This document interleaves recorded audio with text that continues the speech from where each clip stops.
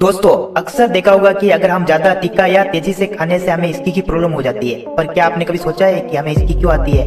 मैं आपको बता दूं कि हमारे छाती और पेट के बीच डायफ्राम एक मांसपेशी होती है जो हमारे फेफड़ों में हवा भरने का काम करती है। लेकिन जब हम कोई तीखा या तेजी से हंसते हैं तो हमें डायफ्राम को नियंत्रित करने वाली नसों में कुछ हलचल सी हो जाती है, तो हमारे फेफड़ों में तेजी से हवा अंदर जाती है, जिसके कारण हिचकी की परेशानी उत्पन्न हो जाती है। यह एक सामान्य बात है जो हर किसी इंसान को हो सकती है। जानकारी अच्छी लगी हो तो वीडियो को लाइक कर दीजिए। अगर चैनल पर नए हो तो चैनल को सब्सक्राइब कर लीजिए। जय हिंद।